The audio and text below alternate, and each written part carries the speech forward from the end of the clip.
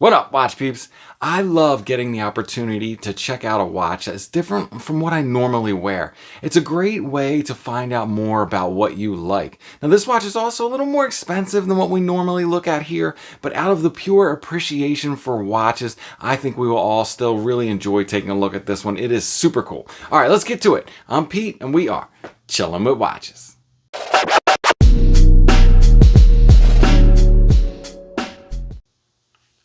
Wrist check. I am wearing the MWC Military Diver. Obviously, this is kind of like a CWC wannabe, but it is really nice and it looks awesome. But today we're here to check out this bad boy from EPOS Artistry in Watchmaking out of Switzerland.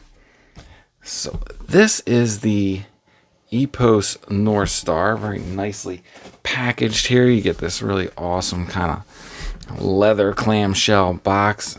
And check that guy out. This thing is amazing. There's a lot going on here, a lot to unpack, but we're going to take a look at all of that. Let me get it off this pillow. There we go. So this is a 42 millimeter watch, and I know all of you are probably instantly thinking that's too big, but you know, it's actually not uncommon for watches with multiple complications like this, and honestly, it wears just fine. It does have some wrist presence, but I think that might be something you are after if you buy this watch. Now, they do cost $2,600 about US. Not an affordable watch, but this is an opportunity for us to check out something that is really cool. It's extremely well built and finished. Now, this is a fully mechanical watch. All these complications are done in-house on top of a base ETA 2892. So let's take a look at what all is going on here. So we have this beautiful kind of dark blue dynamic dial. You get very subtle changes in hue with the light. Always very cool to play with. None of it is too flashy. It's kind of very subtle, nice dark blue. On the dial, you'll see the North Star right on here above the EPOS Switzerland, and then you have all these kind of surrounding constellations. One of the coolest things here is that this field of stars is all loomed, which we'll take a look at shortly. As for the hour markers, you kind of have these discrete loom pips that are built into the minute track going around the outside. Outside of that minute track, you will see the date track, which is utilized by this pointer date hand, which is also very nice, precise, and easy to use. Now for the complications, and I know you're going to think they're kind of all over the place, but I think the haphazard placement of this day and month and Moonphase is one of the coolest things about this watch. It's what adds an element of fun to what could otherwise be, you know, maybe a stuffy watch. So first off, up top here, we obviously have the Moonphase. Now that is advanced using this recessed pusher we have here. If you can see how I'm kind of moving it in, I guess, I don't know, there's 1 day increments, but that is really cool, and that's all done mechanically behind the scenes. Next up, we have underneath there is, you'll see the day complication here. Now that is again done with a recessed pusher. We can get this in there. We have here at 4 o'clock. Sorry, it's hard for me to do this on camera. But yeah, you get the point. There's the day advanced indicator on the pusher there. Super cool. Other than that, we have the month indicator over here, which is advanced with a pusher found here at 8 o'clock. If I can do this.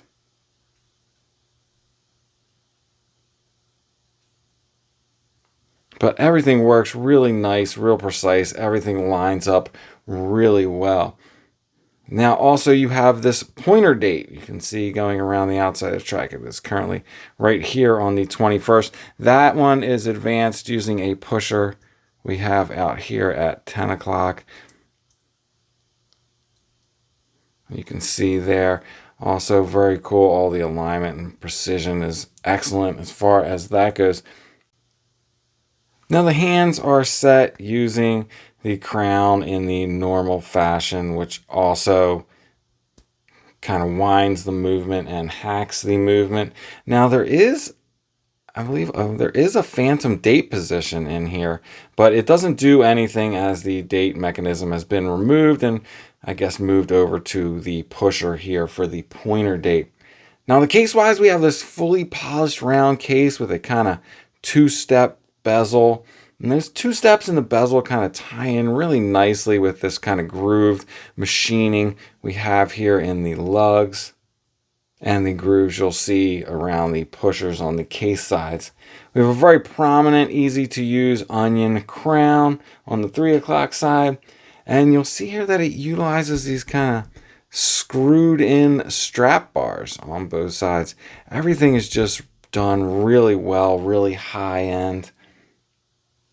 Flipping it over, you'll see we have a screwed on case back, kind of spec sheet around the outside, but you can see there's a sapphire display case back showing that beautiful ETA 2892 with perlage finish all over the place. And it came on this 20 millimeter alligator grain. I don't know if that's faux alligator or not. Kind of leather strap, which seems quite appropriate for this dress watch. There is a bracelet version. See if I can throw a picture of that up here because that thing looks super cool too. Now it is running this ETA 2892. So what do you say we throw it on the Timegrapher and see how it's doing? So it seems to have settled in somewhere around 6 or 7, plus 6 or 7 seconds per day. Really nice high amplitude in the 290s. Beat are small enough to not matter at 0.2. I'd say it's running great. I know some of you will think for this price range, you might hope that it would be running a little more accurate.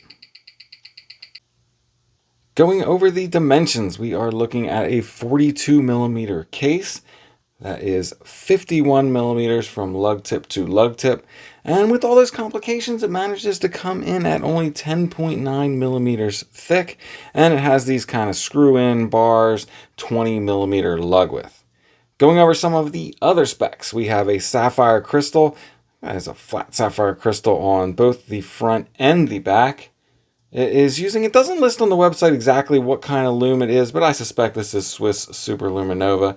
It's running the ETA 2892 with complications done on top in-house, and it has 5 ATMs of water resistance, so kind of a dress watch level of water resistance. And on this leather strap, it came in at 88 grams. Let's take a look at it on wrist. And here's how it wears on my 7 1/4 inch wrist. And like I said, it's not a small watch. It's definitely not dress watch proportions, but I think it has more of a sporty feel, something you'd wear more casually. And I don't think it looks ridiculously large on my wrist by any means. I would be perfectly comfortable wearing this. It's not going to slip under the cuff, but it's a very cool sporty watch. Let's take a look at it side by side, some other watches. So first up, here it is next to the 38 millimeter Tudor Royal. I would say, it wears, I don't think it wears like a 42. I would say it maybe wears, it felt to me more like a 40, maybe 41, kind of similar to a Black Bay 41 in its wear. Definitely larger than the 38 millimeter Tudor Royal. But speaking of 41 millimeter Tudors, here is the Ranger, which I think wears more like a 40. So I think if you see here, this one wears more like a Black Bay 41. This one wears more like a 40 millimeter sport watch. Both wearing about a millimeter smaller than their actual list size. Also, I have here the 39.5 millimeter Seiko SSC 813.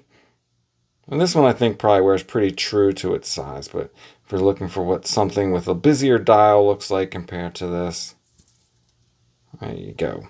And lastly, I think we all need to know what it looks like next to an SKX, because we need to know what everything looks like next to an SKX. So there you go. The SKX is about a little over 42 and a half.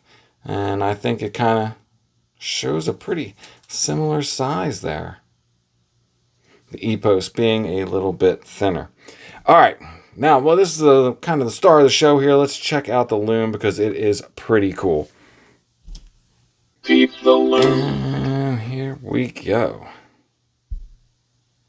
check that out. You have the moon is loomed. The hands are loomed, obviously. All these stars, the North Star and the constellation, all loomed. I think the loom on this is really a lot of fun. And again, taking something that could be kind of a stuffy watch and turning it into something that is a lot sportier and a lot more fun. You know, loom is always fun to look at, and this one does not disappoint.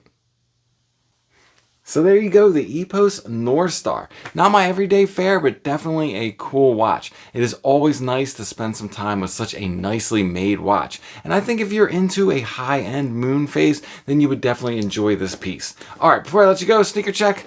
I'm wearing my new J1s again, and that's it. I'm out. If it's not too much trouble, please like, subscribe, and come back next time. Peace.